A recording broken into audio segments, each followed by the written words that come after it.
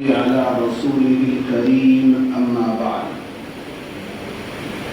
آج یوم آزادی ہے اور اسی کو منانے کے لیے پورے ملک میں گاؤں گاؤں شہر شہر تمام مدارس میں اسکولوں میں کالجوں کے اندر یہ آزادی کا 80واں طرح سے جنم دن یا ورشگاٹھ منائی جا رہی ہے۔ ہمارا ملک یہ آزاد ہوا اور آزادی کی نعمت ہم سب کو ملی، یہ اللہ کی بہت بڑی نعمت ہے۔ انسان کی فطرت کے اندر اللہ تبارک و تعالیٰ نے آزادی کو رکھا ہے۔ ہماری فطرت میں آزادی ہے۔ اگر کسی کو جیل کے اندر رکھا جائے، ایک کمرے کے اندر قید کر دیا جائے، اگرچہ اس کو دنیا کی ساری سہولتیں وہاں پر دے دی جائیں، ہر طرح کا راحت و آرام اس کو وہاں پر حاصل ہو، لیکن یہ بات جو اس کے ذہن میں ہوگی، جو اس کے دل میں ہوگی کہ میں راحت میں تو ہوں، آرام میں ہوں، آسائش میں ہوں، بہت ساری سہولتیں جو مجھے میرے گھر پر نہیں مل سکتی، میرے گاؤں میں نہیں مل سکتی، یہاں پر مجھے مل رہی ہیں، لیکن میں ہوں تو غلام، میں ہوں تو ایک قیدی۔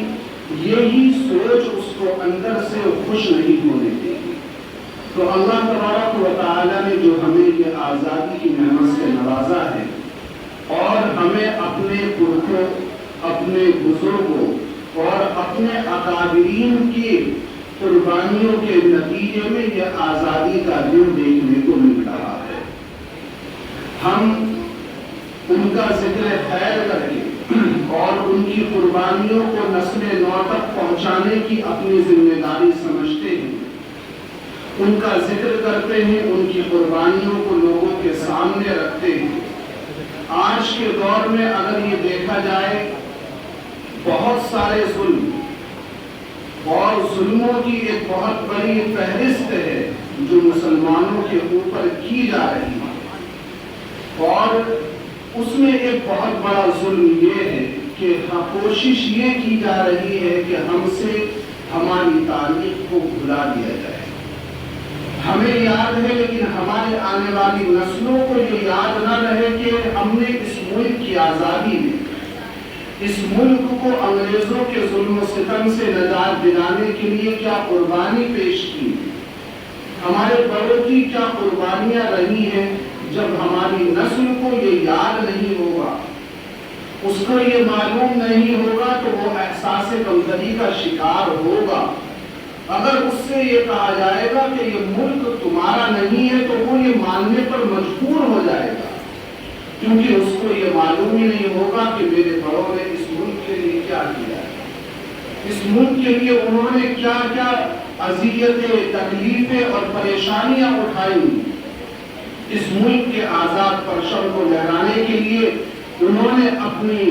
بیویوں کو بیوہ کیا ہے، اپنے بچوں کو یتیم کیا ہے، اپنی دولت سے اپنی دولت کو انہوں نے نچھاور کر دیا ہے۔ مسلمانوں کی ایک بہت بڑی تاریخ ہے، اور ایک سب سے بڑا دھوکہ جو پھیلایا جاتا ہے اس ملک کے اندر وہ یہی ہے کہ ملک کی آزادی کی شروعات، ملک کی آزادی کے لیے کوششیں انگریزوں کے خلاف جو سب سے پہلے آواز اٹھائی گئی وہ 1857 میں اٹھائی گئی۔ اگر ہم اور آپ اس کو حقیقت مان لیں تو 100 سالہ اس سے پہلے کی جو مسلمانوں کی کوششیں ہیں، اور وہ کوششیں ہیں جس میں تنے تنہا صرف اور صرف ہمارے اور آپ کے بڑے موجود ہیں، مسلمان موجود تھے اور علماء اس میں پیش تھے، تو ہم ان کی قربانیوں کے ساتھ وفا نہیں کریں گے۔ 1754 سے لے کر 1857 تک سب سے پہلے جس نے یہ محسوس کیا کہ ہمارا ملک غلام ہو چکا ہے اور اب ہم آزاد شہری کی حیثیت سے اس ملک میں نہیں رہ رہے ہیں بلکہ ہم غلامی کی زندگی گزار رہے ہیں، ایک مسلمان تھے اور اس میں پیش علماء تھے جن کو اس کا احساس ہوا، ورنہ ملک کی اکثر آبادی 90-95% آبادی کو تو یہ احساس بھی نہیں ہوا تھا کہ ہم غلام ہو چکے ہیں۔ جیسے جیسے وقت گزرتا گیا انگریزوں نے دائرہ تنگ وہ کرتے گئے، پریشانیاں بڑھتی گئی، اور دھیرے دھیرے پھر جو جتنا زیادہ بیدار اور اپنے اندر ایک شعور اور احساس رکھتا تھا اس کو یہ احساس ہوتا گیا، یہ فیل اس کو ہوتا گیا کہ اب ہم غلام ہو چکے ہیں۔ علماء کو پہلے ہی ہو گیا تھا، مرشد آباد کی جنگ اس لیے لڑی گئی، حضرت شاہ عبدالعزیز نے 1803 میں فتویٰ اسی لیے دیا، ورنہ آپ پوری تاریخ کو کھنگال کر دیکھ لیجئے، کہیں آپ کو ذکر نہیں ملتا کسی نے کہا ہو ایک مسلمان کے علاوہ کہ ملک غلام ہے۔ کسی کو احساس ہی نہیں تھا، احساس تھا تو صرف مسلمانوں کو تھا۔ ٹیپو سلطان اسی لیے شہید نہیں ہوئے، اور انہوں نے جو جملہ کہا کہ وہ چاہتے تو انگریزوں کے تلوے چاٹ سکتے تھے، ان کے ہاتھ میں اپنا ہاتھ دے کر اپنے دامن کو پھیلا کر اپنی جان کی بھیک لے سکتے تھے، لیکن ٹیپو سلطان جیسا مرد مجاہد یہ کہتا تھا کہ شیر کی ایک دن کی زندگی گیدڑ کے 100 سال کی زندگی سے بہتر ہے۔ اس لیے قربانی کو پسند کیا اور یہ نہیں چاہا کہ میں اس ملک میں غلام بن کر رہوں اور آزادی کی زندگی گزارنے والا اپنے آپ کو بند کر دکھاؤں۔ اس کے بعد سید احمد شہید نے، سید اسماعیل شہید نے، جنہوں نے شاہ عبدالعزیز کے ہاتھ پر بیعت کر کے پورے ملک میں گھوم کر جہاد آزادی کا جوش لوگوں کے دلوں میں پیدا کیا، اور پنجاب کے اندر بالا کوٹ کی پہاڑیوں پر ان حکومتوں سے انہوں نے لوہا لیا جو انگریز کی حکومت کو مضبوط کرنے کا کام کر رہی ہے، اور اس طرح یہ سلسلہ آگے بڑھتا گیا، اور یہ گہری یہ آخری بات کہ مسلمانوں نے ہی اس ملک کو یہ احساس دلایا ہے کہ ہم غلام ہو چکے ہیں۔ جب یہ احساس ہوا تو پھر کوششیں بلند ہوئی، اور جمعیت علماء ہند کا قیام بھی اسی منظر میں وجود میں آیا کہ ہم اب اکیلے نہیں بلکہ اپنے برادران وطن کو ساتھ لے کر انگریزوں کا مقابلہ کریں گے۔ تو یہ ملک ہمارا آزاد ہوا، لیکن آزادی کے ساتھ ساتھ فرقہ پرستی کی ایک بہت گہری جڑ اس ملک کے اندر انگریز چھوڑ کر چلے گئے، اور اس کی شروعات انہوں نے 1849 ہی میں کر دی تھی۔ انگریزوں کو یہ احساس تھا کہ اگر ہم نے مسلمانوں اور ہندوؤں کے اندر، یا یہ کہہ لیجیے کہ جتنی قومیں ہندوستان کے اندر بستی ہیں، اگر ان کے درمیان نفرت کو پیدا نہیں کیا، لڑائی کو پیدا نہیں کیا، اور فرضی واقعات کو گڑھ کر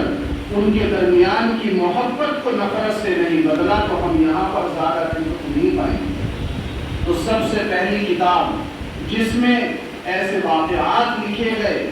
جو اپنی طرف سے بنائے گئے، اور اس کے اندر نمک مرچ مسالہ لگا کر ان کو پیش کیا گیا،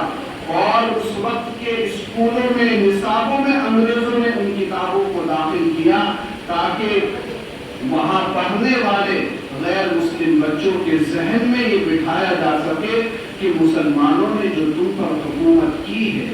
اور وہاں ان کے بادشاہوں نے ہندو قوم کے اوپر ظلم و ستم کے پہاڑ ڈالے۔ شروعات اب نہیں ہوئی ہے، یہ جو ہم آئے دن سوشل میڈیا پر اخباروں پر جو سنتے رہتے ہیں، اس کی شروعات 1849 میں ہوئی تھی۔ ایک انگریز نے ہی کتاب لکھی تھی، اور انہی کے اسکولوں کے اندر اس نصاب میں اس کو شامل کیا گیا۔ آج بھی ملک فرقہ پرستی کی آگ میں چل رہا ہے، لیکن ہم ماننے والے ہیں اپنے ان اکابر کے، ہم ماننے والے ہیں شیخ الاسلام مولانا حسین احمد مدنی کے، مجاہد ملت۔ آپ سہارا کے طلبہ ہیں، آپ کچھ نہ کچھ سمجھنے والے بھی ہیں۔ مجاہد ملت مولانا حفظ الرحمان سہارا رحمہ اللہ، جو ہمارے سہارے کی آن بان شان ہے، سہارے کی نہیں بلکہ پوری قوم کی पूरे मुल्क की नहीं बल्कि पूरी कौम और पूरी मिल्लत की आन बान और शान है। उन्होंने 1954 के अंदर एक जलसे में फिरका परस्ती और फिरका वारियत के ऊपर ये बात कही थी कि जो इंसान फिरका परस्ती की बात करे, फिरका वारियत की बात करे, नफरत की बात करे, तो उसको अपने आप को इंसान कहने का ही हक नहीं, इंसान कहने का ही हक नहीं। इसलिए हम मोहब्बत की बात करते हैं, नफरत की बात नहीं करते। हम नफरत के हवाओं के दरमियान मोहब्बत का चिराग जलाना चाहते हैं, वही इत्तेहाद और इत्तेफाक पैदा करना चाहते हैं जिस इत्तेहाद और इत्तेफाक की वजह से ये मुल्क सोने की चिड़िया बना था। और अंग्रेजों ने उसी इत्तेहाद को खत्म करके उस मुल्क के निजाम को, आपसी मोहब्बत को नफरत से बदला, तालीमी निजाम को बदल कर रख दिया और जुल्म और सितम के वो पहाड़ ढाए कि हम और आप उसको सोच भी नहीं सकते। हमारे अकाबिरीन की कुर्बानियां तो बयान की जाती हैं, लेकिन एक पहलू ये भी है कि अंग्रेजों ने जुल्म और सितम क्या करे, इस मुल्क को नुकसान क्या पहुंचाया है, ये भी सामने आना चाहिए। लेकिन दूसरी जगह मुझे जाना है और वक्त की कमी है। इंशाअल्लाह किसी और मौके पर आप हज़रात से गुफ्तगू होगी। अल्लाह तबारक व तआला इस मदरसे को तरक्की अता फरमाए, यहाँ के असातिज़ा को, ज़िम्मेदारान को और तलबा को उनकी दुनिया और आखिरत दोनों में उनको कामयाबी अता फरमाए। व आखिर दावाना अल्हम्दुलिल्लाहि रब्बिल आलमीन।